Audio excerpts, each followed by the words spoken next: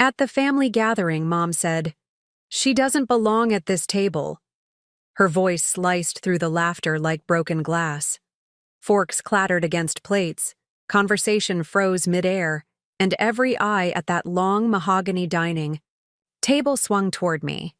My throat burned, but I refused to give them the satisfaction of seeing me flinch.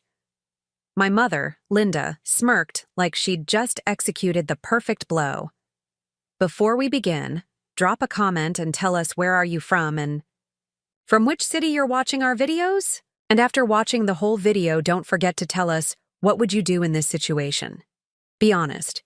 Tell me in the comments below. We read every comment. Let's begin."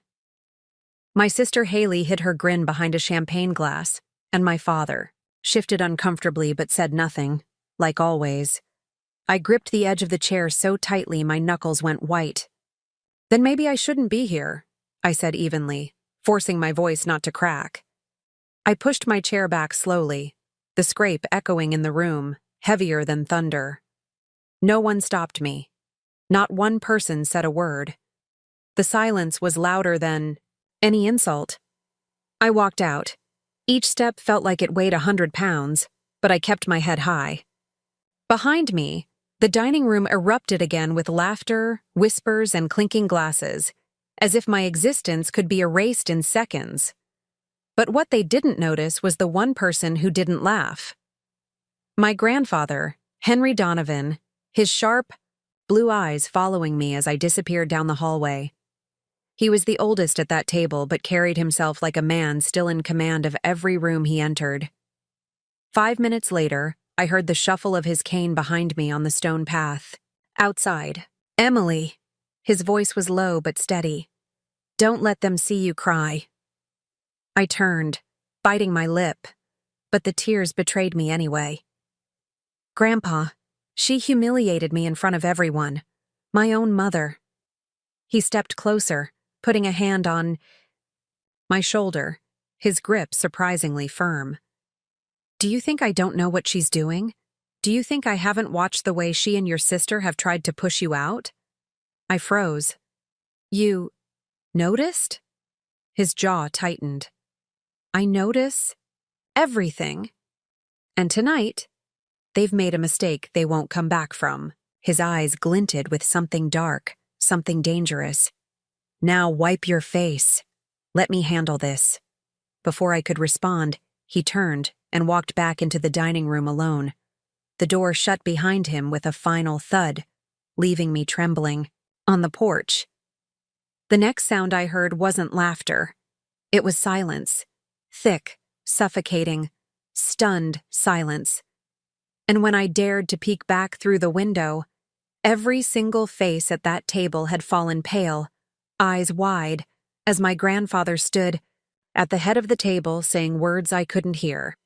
But whatever he said, it changed everything. The silence inside that dining room was almost suffocating, the kind that presses against your chest until it's hard to breathe. And even though I was outside on the porch, I felt it through the walls, the weight of a truth dropped like a stone into a calm lake, sending ripples across every smug face that just moments ago had been laughing at me. My grandfather, Henry, stood at the head of the table with his cane pressed against the floor, his voice steady but sharp as steel, cutting through the still air. "Shame on all of you," he began, his eyes sweeping across the table, pinning each of them where they sat, and no one dared to move. My mother's smirk faltered, my sister's champagne glass trembled slightly in her hand, and my father shifted uncomfortably, caught between the loyalty he had never given me and the power of his father's words. "Do you even understand what you've just done? You humiliated my granddaughter in front of this family, and for what? To stroke your own egos? To pretend she is less than you?"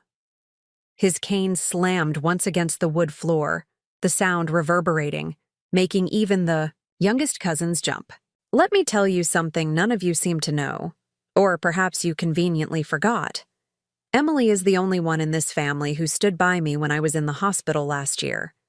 She was the one who sat with me through nights when my heart refused to settle, when my breathing turned shallow, when I thought I would close my eyes for the last time." Not Linda. Not Haley. Not any of you who call yourselves family. It was Emily who stayed.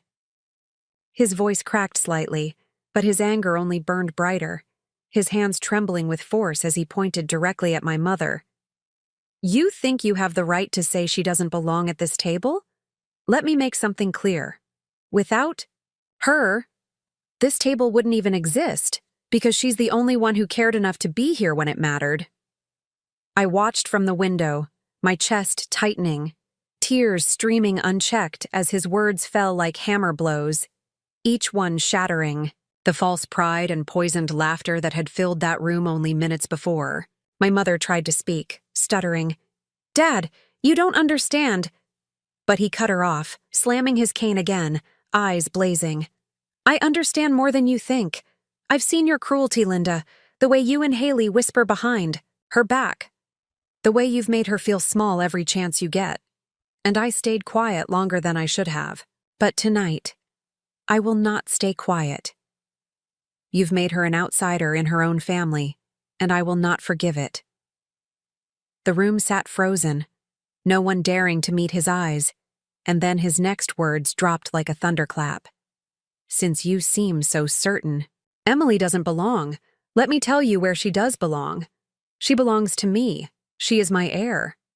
Everything I've worked for, every piece of this family's wealth, every business share, every property, it all goes to her. Not to you, not to Haley, not to anyone else sitting here who thought mocking her made you superior. She is the one I trust to carry my legacy." Gasps filled the room. Haley's glass slipped from her hand and shattered across the floor. My father's face drained of color, and my mother's lips parted in disbelief as though the ground had been ripped from beneath her. The cousins looked at each other in panic, realizing the balance of power had shifted in an instant, and the same people who had laughed when I left the table now sat pale and trembling, stripped of their arrogance. "If she doesn't sit at this table, then none of you deserve to sit here either," Grandpa continued, his voice low but dangerous, each word deliberate. "Emily will choose who stays in this family and who doesn't, because I've seen your true faces tonight, and you should all be ashamed." He turned sharply, his cane tapping against the floor as he walked away, and the sound of his footsteps echoed louder than the silence left behind. When the door opened again, and he stepped back onto the porch, alone, his expression was hard, but his eyes softened when they landed on me. "It's done," he said simply, his hand brushing my shoulder in a rare show of tenderness. "Let them sit in their own shame." I swallowed, unable to find words, my heart pounding so hard I thought it might break through my ribs. Inside, the family that had once laughed at me now sat in stunned silence, their faces drained of smugness, their pride shattered, each of them realizing they had underestimated me. And worse, underestimated the man who had just placed everything in my hands. For the first time in my life, I wasn't the girl they whispered about behind my back, the outsider sitting quietly at the corner of the table. I was the one they feared, the one they'd have to answer to. And the satisfaction that rolled through me as I heard the faint murmur of panic rising from behind the closed doors was unlike anything I had ever felt before. The moment my grandfather's words sank in, the atmosphere inside that dining room fractured into chaos cloaked in silence, the kind of silence where everyone's mind screamed louder than their voices dared to. I could see through the window, the way Haley's face turned red with fury, her fists tightening around her napkin until it shredded, my mother frozen like she'd just been struck, my father staring blankly at the table as though the wood grain might swallow him whole, and my cousins exchanging nervous glances like they were suddenly calculating which side of this war they should stand on. Grandpa had declared me heir, the one they all thought didn't belong, the girl they had mocked, dismissed, and belittled at every chance. And now the ground beneath their perfect little hierarchy had crumbled, and I knew their smiles would turn to knives the moment they thought they could use them. I slipped further into the shadows of the porch as the whispers finally erupted. Haley's voice cut through, shrill and venomous. "This is ridiculous. She's done nothing. She doesn't deserve it. I'm the one who's been here. I'm the one who's earned it. My mother, her pride wounded, added, Dad, you can't just hand everything over to her because of some pity. She's weak. She's irresponsible. But Grandpa's cane slammed down again, silencing them even from where I stood outside. You will not speak about her that way again, he thundered, and the force in his voice made the chandelier above tremble slightly. You speak of what she deserves? She deserves everything because she showed loyalty when none of you did. She stood beside me when I had nothing to offer her but fading breaths, while you were too busy drinking champagne and attending parties. Haley shoved her chair back violently, the leg scraping so hard it screeched, her eyes wild with desperation. This isn't fair. She's stealing what's mine. And for the first time in my life, I saw fear in her face.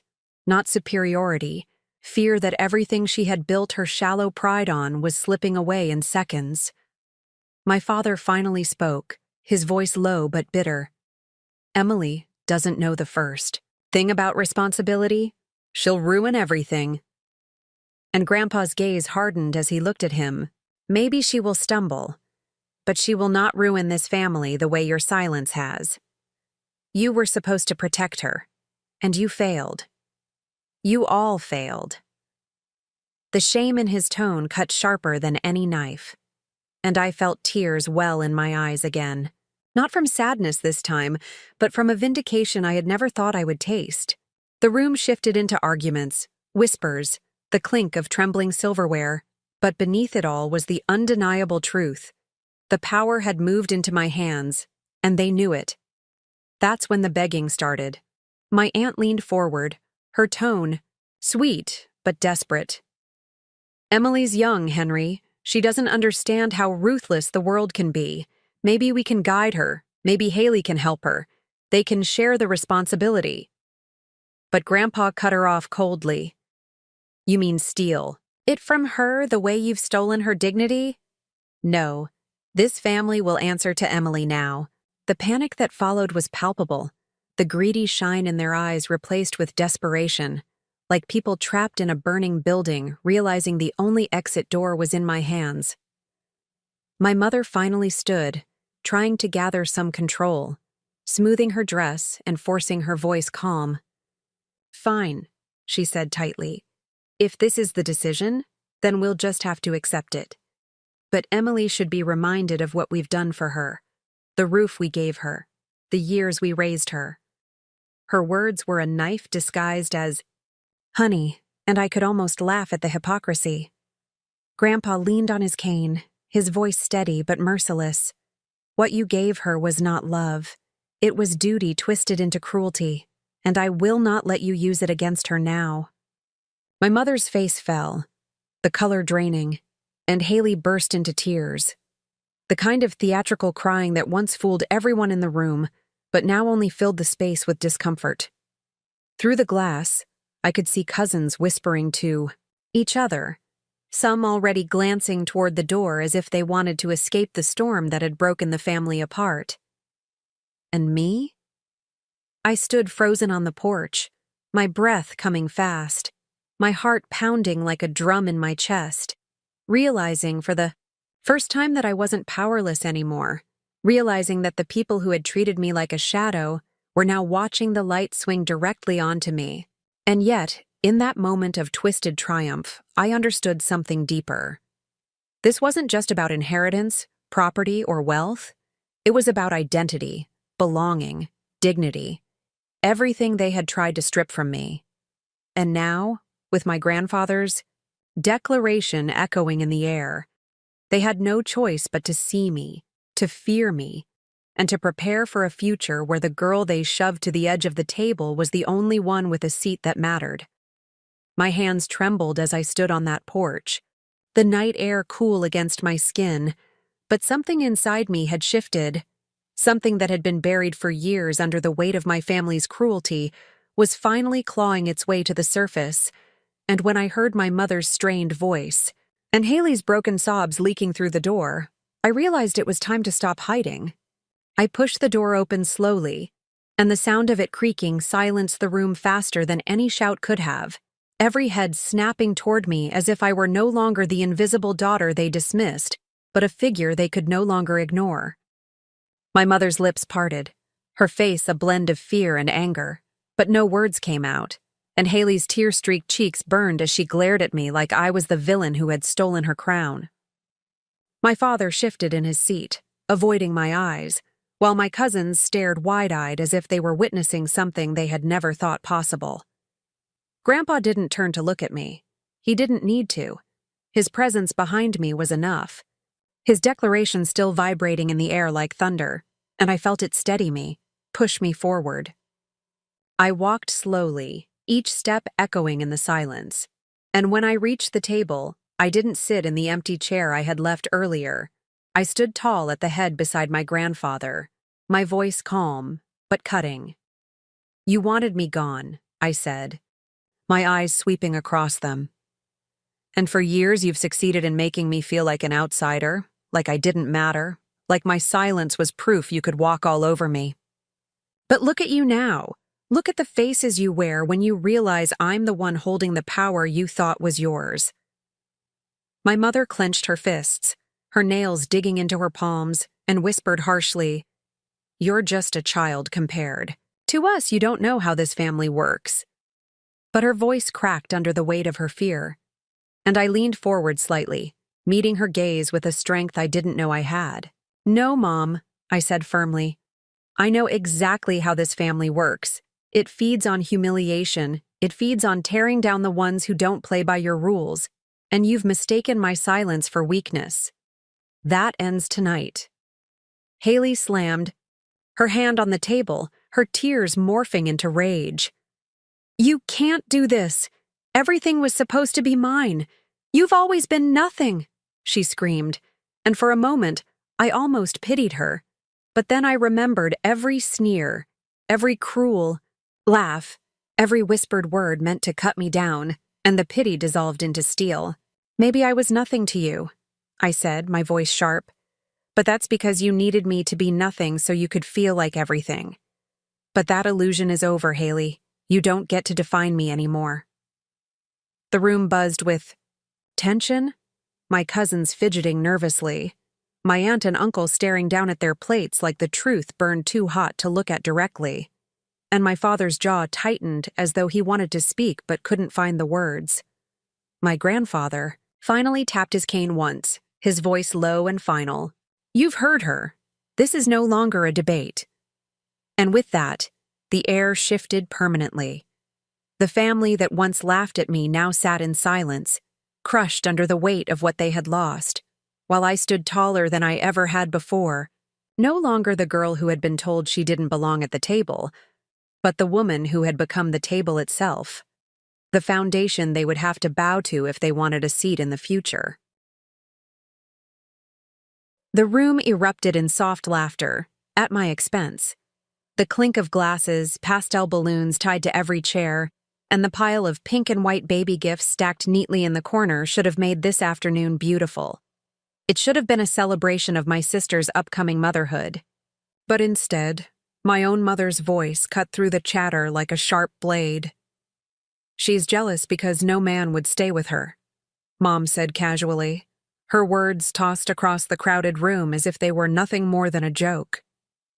The laughter swelled, quiet chuckles, hushed whispers, smug smiles exchanged between cousins and family friends. My face burned. My fingers tightened around the rim of my glass of sparkling cider until I thought it might shatter in my hand.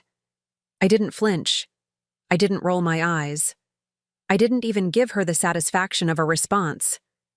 I lifted the glass, sipped slowly, and pretended her words didn't pierce me like shrapnel. But inside, I was screaming. The silence that followed stretched for half a beat. Then, the sound of the front door opening sliced through the tension. Everyone turned, and then he walked in. My husband, Daniel. Tall, sharp jawline, still in his tailored gray suit from work, holding a bouquet of white lilies and pink roses so large it seemed to glow against the dull colors of the room. His hazel, Eyes swept across the faces, landing finally on mine, softening in a way that made my chest tighten. The whispers stopped. The air shifted. My mother's smug smile faltered, the color draining from her face. Daniel crossed the room without hesitation. Not a glance at the staring relatives. Not a single acknowledgement of their frozen expressions. He came straight to me. "For you," he murmured, placing the flowers in my arms before kissing me on the forehead in front of everyone. His voice was low, firm, meant only for me, but loud enough for the room to hear. "You deserve more than this." The silence was deafening. My mother cleared her throat, trying to recover. "Well, Daniel, we didn't expect you. You must be busy. We were just talking about how no man would stay with me." I cut in, my voice finally sharp, louder than I intended. The sting of her words lingered, but now, with Daniel's presence steady beside me, I felt something I hadn't felt in years, the urge to fight back. A few guests looked down at their drinks, embarrassed. My sister shifted uncomfortably in her chair, hand brushing her baby bump. Daniel's hand pressed gently against the small of my back. He didn't speak. He didn't have to. His silence was a shield, his presence louder than any defense I could make. I looked at my mother, her lips parting but no words forming. For the first time in years, she didn't seem so powerful. And for the first time in years, I didn't feel so small. The flowers trembled slightly in my hands, not from their weight, but from the realization settling in my chest. This moment wasn't about my sister's baby shower anymore. This was about the truth, about years of being the family scapegoat, the whispered jokes, the comparisons, the endless weight of being the disappointment. And now, in front of everyone, the facade had cracked, because the man she swore would never exist for me was here. And he wasn't just staying. He was standing. With me. I glanced around the room. Their faces told a story. Some wore guilt. Some wore shock. A few even had the decency to look ashamed. But my mother's face? It was pale, her hands trembling just slightly against the edge of the tablecloth. For once, she had no words, and I was just getting started. The silence didn't last. A chair scraped against the polished wood floor as my aunt leaned forward, trying to smooth over the awkwardness. "Well," she said with a forced laugh, "I'm sure your mother didn't mean it that way. We're all just joking around." "Joking?" I snapped, my voice sharper than I'd ever dared in this house. "Do you always laugh when someone's dignity gets torn apart?" Gasps fluttered across the room. My mother's lips pressed thin, her eyes narrowing with that old familiar glare, the one that used to shrink me as a child. But this time, I didn't look away. Daniel slipped the flowers from my hands, setting them gently on the table, and laced his fingers with mine. His touch steadied me. His silence gave me power. "You've always done this," I continued, my eyes never leaving my mother's.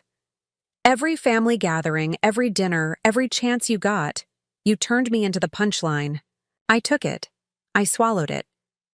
Because I thought maybe one day you'd see me differently. But I guess cruelty is the only language you know." The air was heavy.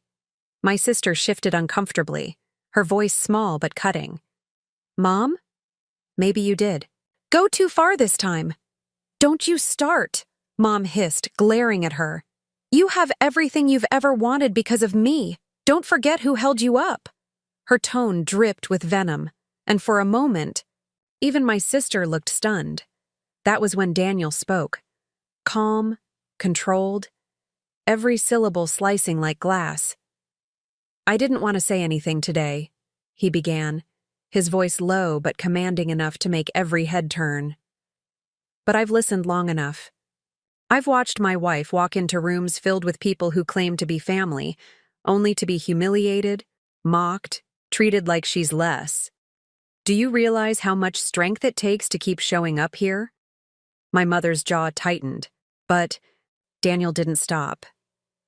You told everyone no man would stay with her, but I'm here. And I'm not just staying. I'm building with her. I've seen more loyalty, kindness, and resilience in this woman than I've ever seen in anyone else. So if you think your words can break her, you're wrong. They only reveal who you really are. The hush that fell over the room was suffocating. No one dared move. And then, like a mask slipping, my mother laughed. Cold. Bitter. You think a speech changes anything? You think just because you walk in here with flowers, suddenly she's not the same insecure, unwanted girl she's always been? She'll never rise above what she is. Her words were venom, but this time I didn't feel them sink into my skin. I felt the fury rise instead. Enough, I said, my voice steady, surprising even myself. If I'm such a disappointment, if you think I'll never amount to anything, then stop pretending. Say it clearly. Say to everyone here that I was never good enough for you. Go ahead, Mom. Say it. The challenge cut the air. Her eyes darted around, searching for support, but found none. Even the cousins who'd laughed earlier now shifted uncomfortably, their smiles gone. She opened her mouth, but no words came. That silence was louder than anything. I felt Daniel's grip on my hand tighten slightly, pride radiating from him like heat. Funny, I said softly, my eyes never leaving hers. Because while you've been busy tearing me down, I've been building a life you can't touch, a life that doesn't need your approval. My sister's eyes widened at my words, curiosity and confusion flickering in her gaze. Others whispered, wondering what I meant. But I stayed silent. I wasn't going to hand them the whole story. Not yet. Let them stew. Let them realize that the girl they thought was powerless had found her voice. And as the tension thickened, Daniel lifted my hand and kissed it gently, a small gesture, but in that charged silence, it felt like an earthquake. I saw it in their faces, the shift, the disbelief, the dawning realization. For once, I wasn't the shadow at the edge of the room. I was the center. And my mother, she was unraveling. The baby shower had turned into something else entirely, and this was only the beginning. The tension in the room was suffocating, every eye pinned on me as if waiting for me to retreat back into silence like I always had. But I wasn't going to, because something inside me had snapped, and there was no going back. My mother's forced smirk wavered as I straightened my shoulders, my voice cutting through the room with a clarity that made even the clinking of glasses stop. You've spent years making me small so you could feel big, years turning me into the cautionary tale at family dinners, years reminding everyone that I was the one who couldn't keep a job, couldn't keep a relationship, couldn't keep up. But you never stopped to ask yourself why I stopped trying to prove anything to you. My words landed like blows, and I saw her flinch, just slightly, as if the shield of arrogance was starting to crack. Daniel's hand remained locked, with mine, his presence steady, but his eyes burned with quiet fury as he watched the woman who claimed to love me attempt to dismantle me in front of everyone. My sister tried to interject, her voice soft. Maybe we should just... But I cut her off with a sharpness that surprised even me. No. For once, we're not sweeping this under the rug. For once, I want everyone to hear it. Gasps rose. Relatives exchanged uneasy glances, and my aunt shifted uncomfortably in her chair as if wishing she hadn't come. My mother's laugh was brittle, like glass on the edge of shattering. You think anyone believes you're the victim here? You've always been envious of your sister, always jealous of what she has, and nothing you say changes that. The Dao. Venom in her tone might have once silenced me, but not now. Not with Daniel standing at my side. Not with the years of swallowed hurt boiling over into something unstoppable. You're right about one thing, I said, my voice low but steady. I am jealous. Jealous that she had the mother I never got. Jealous that while you praised her for every tiny accomplishment, you tore me apart for every misstep. Jealous that she grew up feeling loved, while I grew up learning that love came with conditions. But that jealousy doesn't make me weak. It makes me aware. And today, in front of everyone, I'm not going to let you rewrite the story anymore. A heavy silence followed, and for the first time, I saw guilt flash in my sister's eyes, as if she was finally realizing the truth behind my words.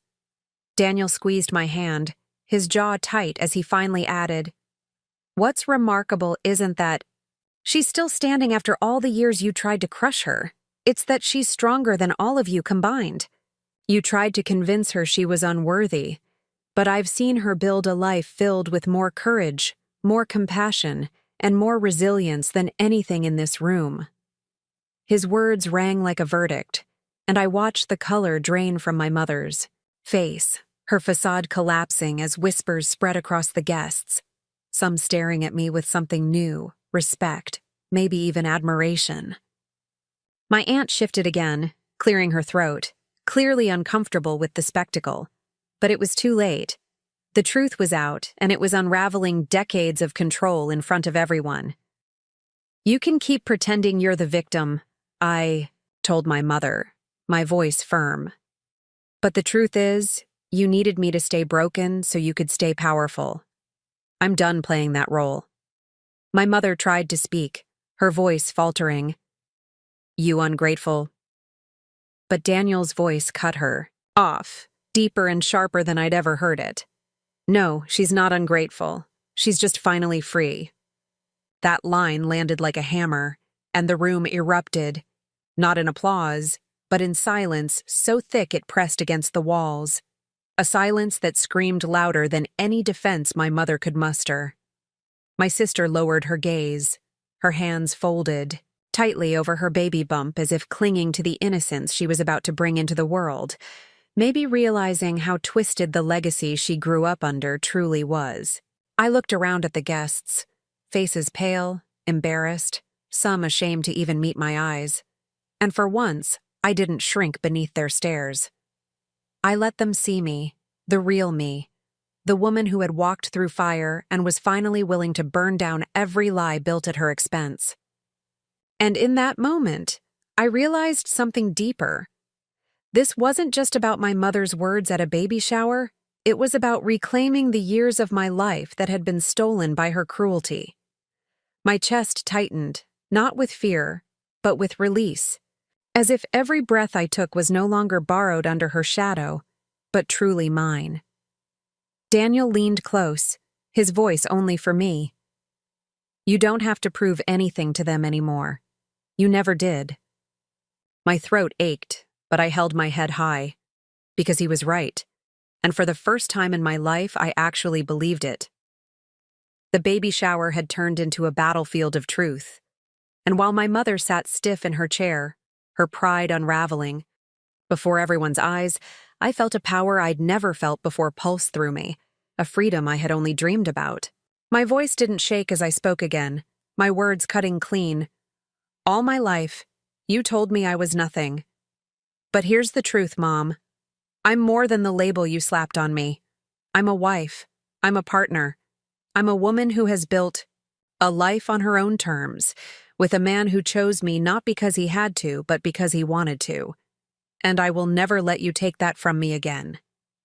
Her face paled, her eyes darting to the guests who sat frozen, some unable to look her in the eye anymore, some whispering among themselves. But the shame that once belonged to me now spread across her like fire she couldn't put out. My sister, visibly shaken, finally whispered, "She's right." And the words were so soft yet so sharp, they cracked whatever illusion my mother had left of being untouchable.